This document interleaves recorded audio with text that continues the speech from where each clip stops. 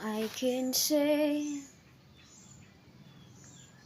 I can hear, I can fly, and the witcher on the fly. Oh, why, very strong, and the blades ever go.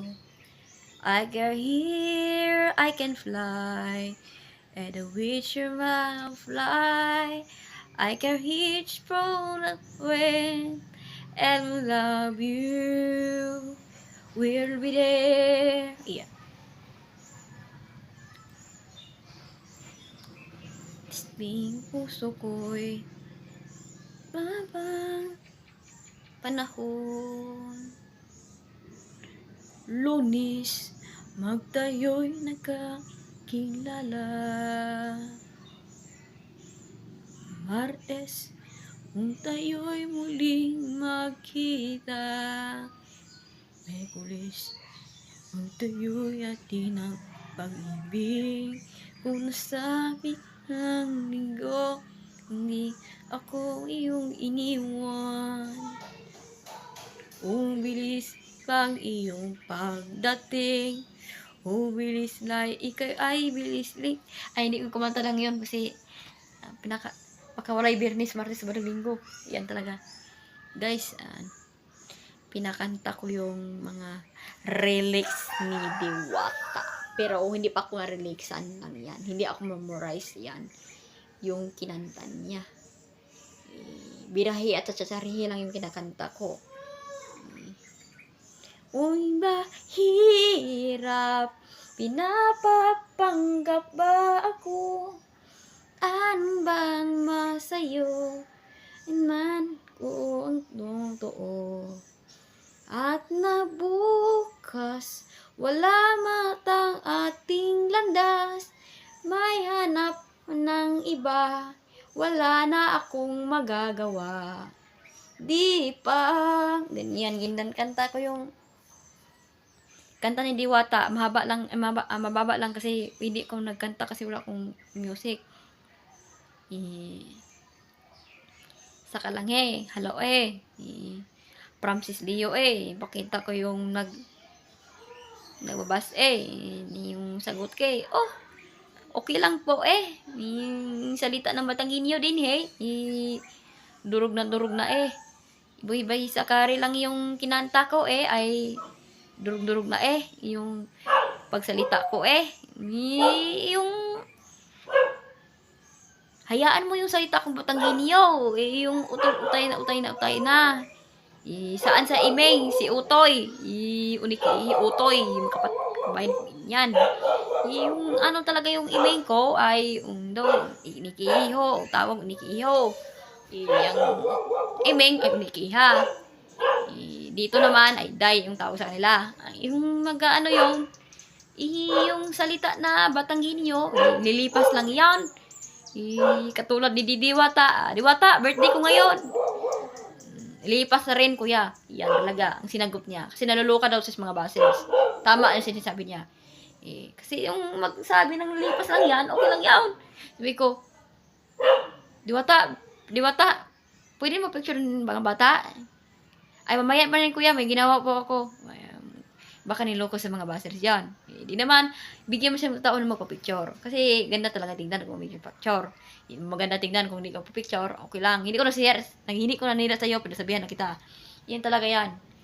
Yung, nakatira sa Pasay City. Hindi naman Pasay City ang tawag sa kanila ay Pasay Brand lang. Doon lang sa Pasay Brand. Pero marami pangalan. Pero mayroong Quezon City. Pero sa Quezon City, meron po siyang trabaho. Yung, Pasay City, meron. Pasay Brand, meron. Yung tindahan ni Diwata, Pasay Brand yung tawag. Hindi naman siya, saan yung trabaho sa dati? Saan siya sa nagtabaon niya. Yung pinagkilaman pa. Yung pagsakari lang yan, yung dog yung pagsalita ng Marcos yan, naninira kay Diwata Anong kasalanan Diwata yung ginawa ninyo Batangueño, huwag mo talagang ganyan, gayaan, ganun, ganyan. Yan talaga sa Batanggenyo, ganyan. Gayon. Ibig ganin sa ganon, ganon lang. Ganon kadami. Mamaya, abangin mo yung sa Batang Quiapo. Yung sa tawag sa Batanggenyo ay abangi yan. Abangi. Abangan, hintayin. Abangan kayo sa Batang Quiapo, mamayang gabi na.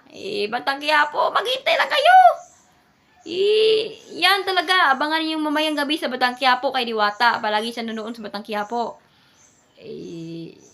Nood na tayo ng Batang Quiapo, I don't talaga yun si Coco Martin. Gwapo daw si Coco Martin. Gwapo naman si Coco Martin.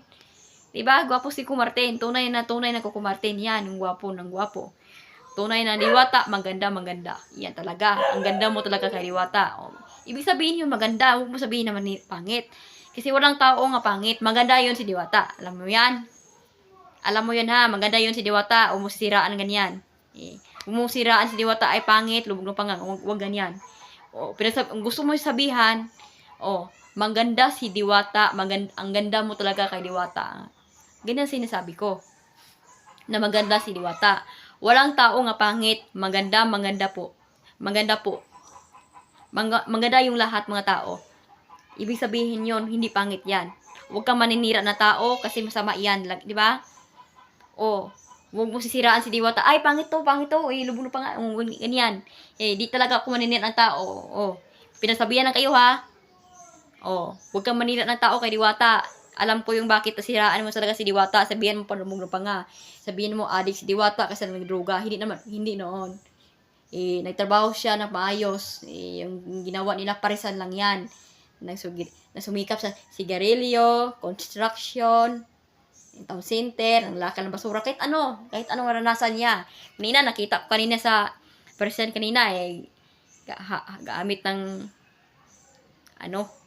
yung anong ginamit niya kanina, yung imot ko, ito yung ginamit niya kanina, naimot ko. Welder. Nag-werdero siya. Tig-werdero lang siya. Kahit anong ginamit, construction siya talaga. May hawak sa simento, may dalang pako, kahit ano. Mag-welder siya. Nakita ko kanina, gamit ang welding. Sanay naman siya sa construction, di ba? Ganyan talaga si Diwata. Tig-welding, meron po hawak simento. Kahit anong construction ni Diwata, walang pinipili, di ba? Ganon. Kahit ano siya, kahit bakla siya, pwede naman. Huwag mo sisiraan mo yung bakla. Sabi ko, ay, yung bakla kay nag-construction, hindi kailangan, kay bakla. Hindi ka nun. Okay lang yun. Huwag mo sabihin yung bakla.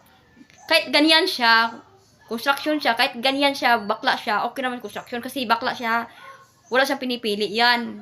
Nagsumikap na siya na maayos para tutulungan yung buong pamilya niya, sa kapatid niya, sa pamangkin niya. Kahit anong tulungan niya. Ibig sabihin yung bakla nag-construction yon. Yung si Diwata kay Diwata kay di mo ni kailangan mag-construction kay ano naman bakla mo ni. Ay, di naman. Kahit ano siya, kahit bakla siya, pwede siya magtrabaho ng ganon. Di ba? O lesbian pa, okay lang yon. Ganon. Kahit ano siya, kahit bading siya, pwede siya magtrabaho ng construction. Huwag mo sabihin na laitan yan, di ba? Pero sabihin mo yung ganyan si Diwata, baka ganon sabihin, wala ko narinig ganyan. Sabihan mo nga, lasang tawel. Si Diwata, lasang tawel, hindi masarap ang ulam. Hala patay. Narinig ko na ganyan. Yung babae yan, nandun sa Quezon City. Kahit anong puntahan ni Diwata, lipat-lipat lang yun sa Diwata sa parisan niya. Diwata, Paris Overload. Yan, ganda yung ulam ni Diwata. Yung pinagtrabaho ni. Sa English, sa English man talaga yung nagtitinda, ay vendors. Yan, vendors, nagtitinda ng parisan ni Diwata. Sikin yung tawag kasi gumamit ng pangalan, sariling pangalan niya, Diwata, Paris Overload, kaya Sikin. Bago na siyang Diwata, Paris Overload. Pero yung pangalan niya noon pa, Diwata na siya. Yung pagsasali ng Q&A, ganon. Miss Giyata talaga. Panglakan. Talaga, yung Miski talaga panglawakan. Yung ginamit kay Madam Diwata. So talaga, pinasabihan kayo ha. Para kapag sisiraan talaga yung ginawa si Diwata, sisiraan na kayo. Tandaan mo yan. Ako masisira sa'yo kung maninira kayo yung Diwata na pangit. Kasi ang lahat tao maganda, di ba?